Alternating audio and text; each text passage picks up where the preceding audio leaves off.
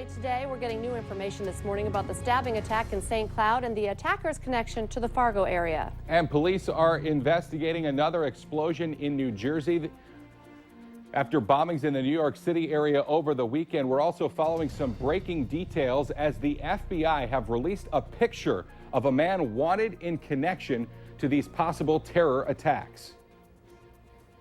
And this morning, starting to see that sun rise and clearing skies too. More on what you can expect for this Monday. Live from Fargo and serving you on TV, online, and on the go. This is the Valley Today on Fargo CW. Hi, everyone. Thanks for waking up with us. It's now just after 7 a.m. I'm Lisa Bedeau here with Kyle Bosch. We start with breaking news on the St. Cloud, Minnesota mall stabbings over the weekend. Valley News Live has learned the man who stabbed 9 people at the Crossroads Mall had lived in Fargo. The man has been identified by Somali community members as Dahir Adan. He's originally from Somalia, came to the United States, and spent some time in Fargo before moving to St. Cloud. This is his picture up on your screen right now. Now, documents obtained by Valley News Live show Adan's family lived in as many as 3 different addresses around Fargo before moving to Minnesota.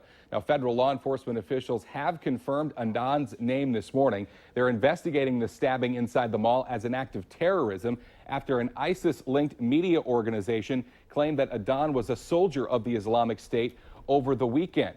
Now, police officers in the St. Cloud area were seen carrying evidence from one apartment yesterday. They're set to search a second location today.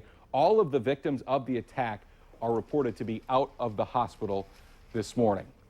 Meanwhile, law enforcement who is investigating the stabbings are praising this man. Officer Jason Falconer is being called a hero after he shot and killed Adan at the mall Saturday night. Falconer was off duty at the time of the attack and acted quickly to stop the suspect. St. Cloud police say if it wasn't for Falconer, there could have been more injuries and potentially the death of another victim. Time now for a check of our weather. We start with meteorologist Lisa Green on a pretty nice start to our Monday. It was a nice weekend, too. It really was. Yeah, you know, we ended up with a really beautiful day Saturday. Yesterday, a little bit more cloudy. We had some rain out there, but it was still pretty decent. And today, we're looking at more sunshine on the way, too. We're going to be seeing some really nice skies coming up here and already starting to brighten up with some clouds. We've got our sky cam pointed out toward the south and east, and we've saw some clouds that are departing the valley in that region. The rest of us enjoying clear skies and temperatures rising well into the mid-70s for your highs today in Fargo. So looking and feeling pretty good out there today with some low 70s for a lot of places as well. We'll see those temperatures continue to climb and the wind out of the west into the teens at times, gusting higher into the 20s to maybe even some 30 to 40 mile per hour gusts. So that's going to be the one problem we have today. The rain showers will be winding down here this morning. We've got some raindrops in the Wheaton area and then extending up to the northeast toward Wadena as well. Those will continue to press off to the east, and the cloud cover associated with them that we saw in our sky cam will also be moving off to the east too. 52 degrees currently in Fargo. It's a little cooler up north. We're at 49 in Grand Forks. We've dropped down to 48 in Langdon and in Valley City, and expect to have those temperatures hanging on to the 50s over into Minnesota, because now that the sun has risen, that's going to help to kick in some warmer temperatures for us too. A 22 mile per hour gust in Langdon. We have 18 in Rosa. Wind again becoming more westerly this morning, and will stay that way throughout the day. Beautiful afternoon conditions for us. We're looking at some upper 60s up north. Grand Forks may get to some low 70s for highs, and into the Southern Valley some mid 70s for highs too, with lots of sunshine throughout the valley. Again, it's just that wind that's going to be an issue for us for today, and we're used to that, so that shouldn't be too bad. We're looking at 75 for your high. For Tuesday, 73 degrees with a few more clouds rolling in. And then ahead for Wednesday, that's when our next chance for some rain and thunder showers roll in. That's also when we start the cool down. It's kind of fitting that officially the first day of fall, that autumnal solstice will occur, that we'll see those temperatures scaling back into the 60s. But today looks fantastic. If you can get outside and enjoy it, might be a good day to do so. But as you talked about, maybe the silver lining is that those low temperatures, yes, not getting into the 30s just yet. So we're at least holding off maybe our first hard freeze of the season. Yes, we'll still be good for this week. Thank you, Lisa. Well, we are following more breaking news for you this morning, this time out of the New York City area. The FBI is now confirming that they are searching for a 28-year-old man in New Jersey connected with the bombings over the weekend. Here is his picture up on your screen right now. Ahmed Qad Rahami. He is a U.S. citizen but was born in Afghanistan. The FBI this morning conducted a raid on an apartment, apparently in connections with bombs discovered over the weekend in New York and New Jersey. That apartment is in Elizabeth, New Jersey, the last known place where the man they're looking for lived. And you can see in this video some heavily armed agents raided a building this morning. It was not far from where a bomb was found this morning at a train station in New Jersey. Now, this right here is video of that explosion. We're just getting this video into our newsroom. Officials say this was not part of a controlled detonation. According to the city's mayor, the device exploded as the robot was cutting wires. The device was found in a backpack containing as many as 5 explosives.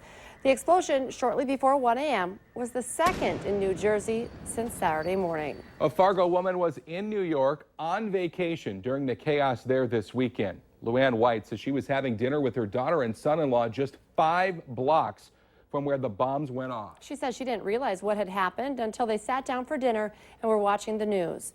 White says she is thankful the situation didn't get worse for her and her family. Had been, just deciding to take a stroll before we went to eat, we easily could have been down there. As a matter of fact, we had been down that street several times during our stay here.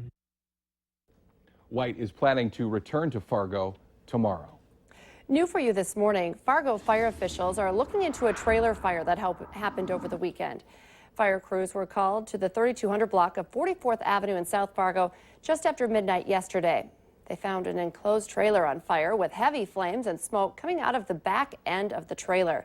The owners had just gotten back from a trip when they came home to find the trailer fire and called the fire department. The fire was quickly put out. No one was hurt. The Cass County Commission is getting closer to approving its budget and tax levy for next year. Commissioners are holding the public hearing for the budget this afternoon. It all starts at 3:30 at the Cass County Courthouse. Commissioners approved the preliminary budget last month and includes a maximum tax levy of 61.21 mils. Well, 4 people are in jail this morning after being arrested on burglary charges at a home in rural Harwood over the weekend. Cass County Sheriff's deputies responded to a call about a burglary in progress around 3 Saturday afternoon. They found one of the people outside the home. The other 3 were inside. Stacy Ruff, Vito Rickles, and Raymond Payne are now facing felony counts of criminal trespass and possession of drug paraphernalia. Jacqueline Coppin is facing felony drug charges. All 4 are being held in the Cass County Jail.